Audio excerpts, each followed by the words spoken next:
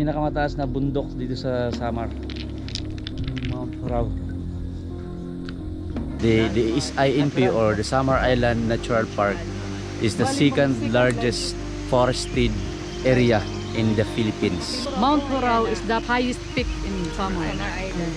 and the heart of SINP. Sa iton Mount Huraw, kaupod ito nato api ha is INP sites han 15 nga mga areas nga destinations within ha Samar Island nga api ha UNESCO nomination. So hopefully diri lang kita magiging kuan within ha Samar, within Philippines kung ma-approve na ang UNESCO kay international na puya nga recognition.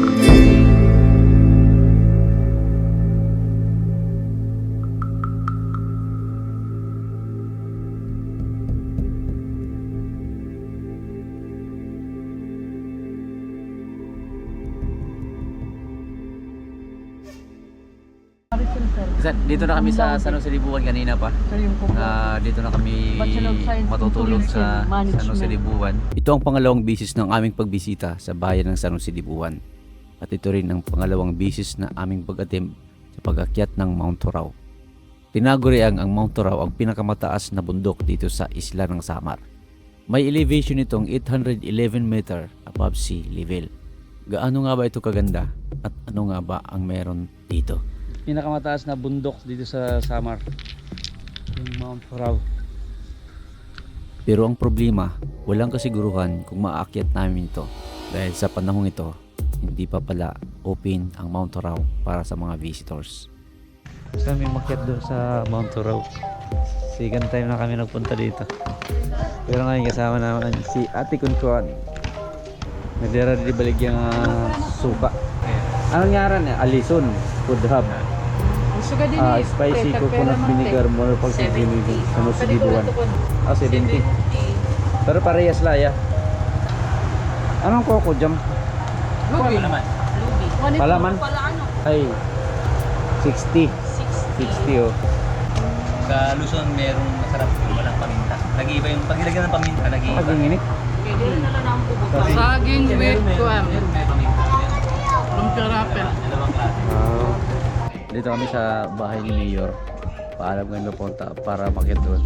Nakipag-coordinate kami kay Mayor Joaquin Elizalde at sa tourism head na si Ma'am Jennifer Nabong. Sana makakyat natin. Ayon sa aming panayam sa tourism head, hindi pa talaga pwedeng akyatin ang Mount Huraw. Ang pinapayagan lang muna nila sa pagkangayon ay ang mga researchers dahil marami pa silang inaayos na sistema sa tourism ng San Jose Libuan.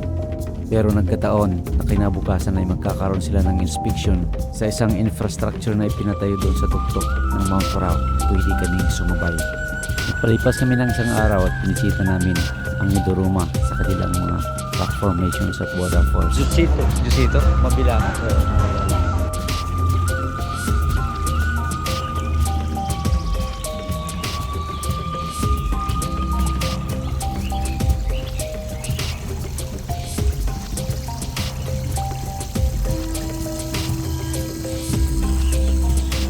Dito na kami nagpalipas ng gabi sa Mount Huraw Travelers Inn. Dito kami stay overnight sa Mount Huraw Travelers Inn. Mamigil per rate din? 350 per head. Electric pala yan, area. Tapos double deck. Kasi may lababo. Tapos may lasuan. Tapos bitana. Dito sa labas.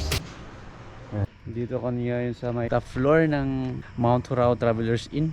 Dito sa harap ko kanina nakikita yung Mount Huraw. Ngayon, tahimik na talaga yung San Jose Libuan kapag gabi.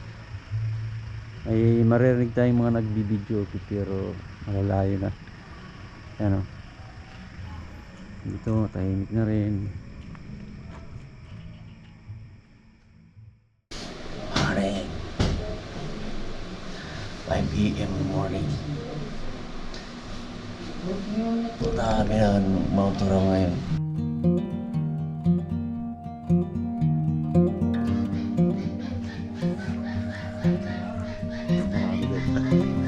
Pero mga rin ko Uma. Ang kan lokal din dua. Uma ito isa. Maklong. Kasama namin sa pagpunta. Mga taga dito sila sa San Jose del Buwan. Sama na namin si Ma'am Jennifer.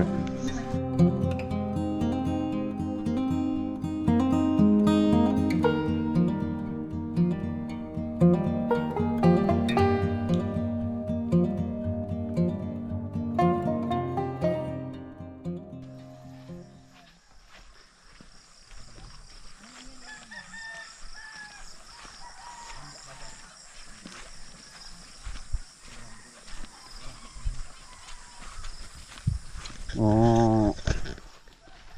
Ako open sungay niya mga bupalo. Anong nangyari na mo vlog? Waray sa nag pero mala. Reels. Ano nangyari mo kuan social media account? Senior Nols. Nols?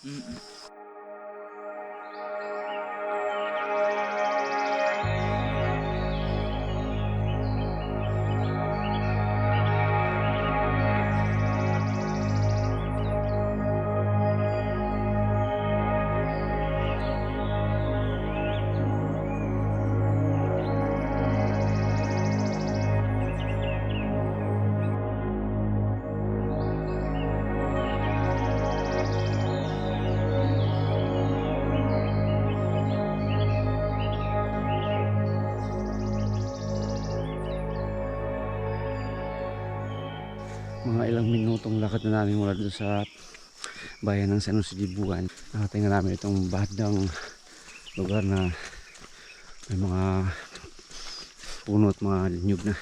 Nakakarating na kami sa mga area na puro na mga kahoy. Ito na yung mga malalaking punong kahoy dito. Dito na kami magsisimulang maglakad sa ilalim ng mga puno.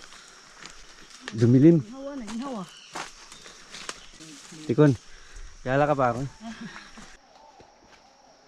Kasi habang naglalakad kami papunta sa taas, meron kaming naririnig ng mga boses ng hindi mo namin alam kung anong klaseng nilalang. Ibon la, no? Ibon Hindi unggoy. Hindi pa tayo nakarinig ng unggoy. Parang gumagana yung sound niya. So madilim na ang lugar na ito guys kasi vegetated na ng mga punong kahoy. Madilim na dito. 6. Okay, alas 6 pa. Alas 6 pa lang. Ano na? Alas 6 pa lang ang oras te. Sino ka? Sino ka? Sino kilala ka pa? Nakilala ka pa ako. Kuya Nols ang nauntog sa... Nakilala ka pa ako ni. Nakilala ka pa ako. Ayo, ikaw mga limot ako. Sir, nakilala mo pa ako, sir. Hindi ka pa to, alto. Ano? Ikaw topic. Dia. Ikaw Ikaw. tumbling. Girl tumbling. Kap. Lala.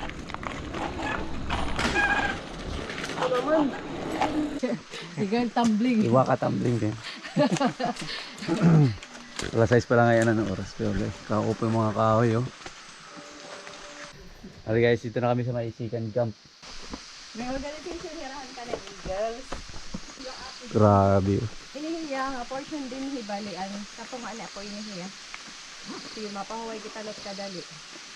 May dangan tutog. Anong masasabi mo so far? Ngayon ako nakakita na. Dire. Ngayon ako nakakita ng nara. Nara na Ganito puno. kalaki. Yan, nara pala yan. Hindi masyado makita. Nara Madilim. puro maliliit lang. Oo. Pero mga tatayog mga kahoy dito, Pwede sir. di. Ayon kay Ma'am Jennifer Nabong, ang Mount Taraw ang pinakasentro ng SINP or Samar Natural Park sa isla ng Samar. Pangalawa ito sa pinakamalawak na protected and forested area sa buong bansa. At isa rin ito sa 15 tourist destinations dito sa Samar na nominado sa UNESCO. Second largest forested area in the Philippines ang SINP. APIHA is INP sites han 15 nga mga areas nga destinations within ha Samar Island nga APIHA UNESCO bid nomination. Mas dagko din siya kaysa dito ato na kinanto na biliran. Dagko din malaki dito. Tapos tawag ito yung kanyang tawag asuso frequency. Kasi marami tayong nadaan ng mga kahoy na natutumba na lang sila. Yung sa mga causes ng pagkakatumba nila dahil sa tanda na or naglalandslide. Dahil siguro din sa lakas ng hangin. Pero imposible kasi dito Pag lumakas ang hangin, matumba kasi halos magkadikit-dikit yung mga malalaking puno. So magkasandalan sila sa isa't isa. Almost 500 pa na kami sa kanyang elevation sa location namin ngayon. Hanggang dito guys, natayong pa rin ng mga kahoy. Yan, 450, 500. Yan yung Mount Hiraw. Yan yung bayan. Ang modern kalahati na kita. Pero nung makita tayo dun sa Juan, sa Marias, ganun din tulad nito. Parang ganito. Pero sa ulap lang yun. Alaman natin. Magkakit. Mataas Tara. ng makakasabit niya. Let's go. So para wala pa kami nadadaan ng mahirap na trail. Parang from easy to medium pa lang. From 1 to 10, yung trail dito siguro mga 6 ganun. Ayun, papaakyat na sila. Yan ay tapo na kuan para kadi sa igbaw.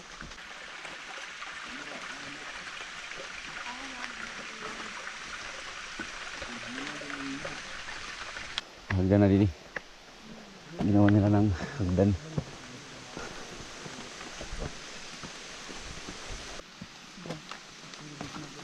Tapos may kahoy dito.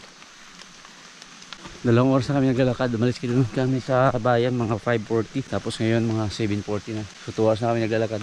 Pero malayo pa kami sa summit. Nag-enjoy kami sa napakagandang mga punong kahoy namin na daanan. Mga malaki, mga tayog. Marami. Narinig yung ingay na yan. Ano yan? Tubig. Agos ang tubig mula dito sa Mount Huraw. Unang nilalabasan yan ay yung Karahaon Falls. Tapos maliban lang dito maraming mga waterfalls na sinasabing nagsusupply sa iba't ibang river dito sa Samar. So lahat yan, mga 8 source, 7 source of water dito sa nanggagaling sa San Jose de Buan na sumusupply sa iba't ibang river dito sa Samar. Gaya nito, siguro papunta ito ng Paranas, Gandara, Tanorhi. Pero ma'am? 14. Wala na lang kita.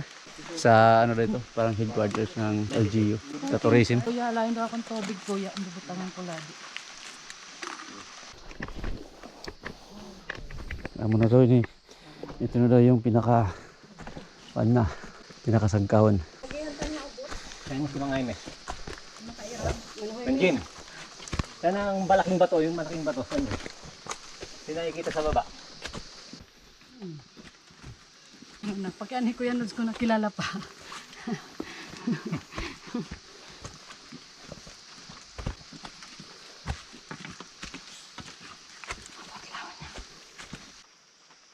Excited na ako to see what's in there. What's on the top at the summit of this mountain. Ano siya baka dito yung halag niya.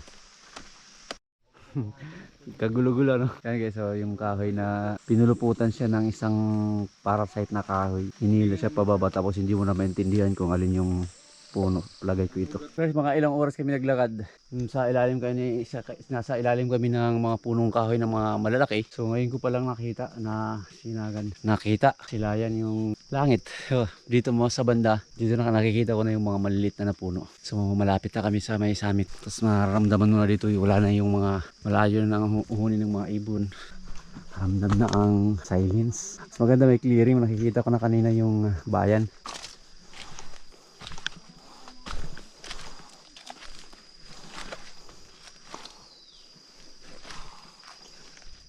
So dati dito sila dumadaan sa may bandang yan. Pero nilipat nila kasi mahirap dan yung daan. Puro bato. Dito nilipat nila dito. Tapos dito sila dumadaan dati. Nilagyan nila ng lubid papunta sa taas. Pero sobrang hirap. Ano, puro bato yan. Kapag umuulan, madulas. Ngayon, nilipat nila dito. This is a good choice. Dahil hindi na mahirap.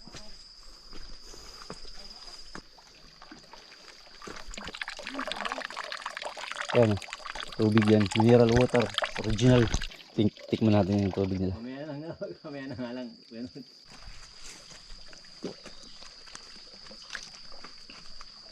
Ang lamig nga. Ay, ito yung sa baba. Oh. Magbubunga na sir, magbubukad, bulaklak. Yun ang klaseng tawag dito. Ayan.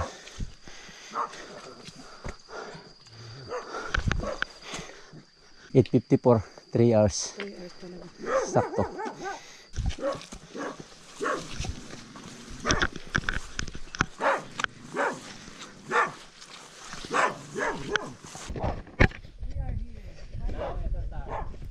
Grabe, ang ganda.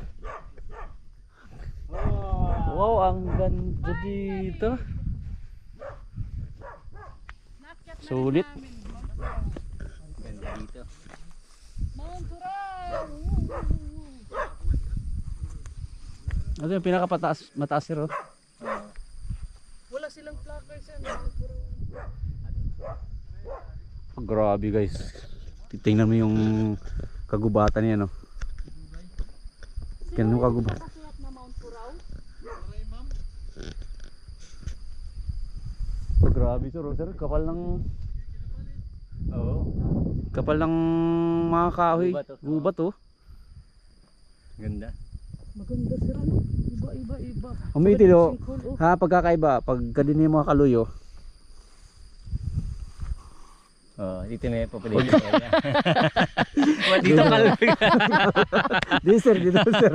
Doon. Hindi ako Bakit natapat dito? Ano dito? Yan. Dito marami. Hilipad. Hilipad.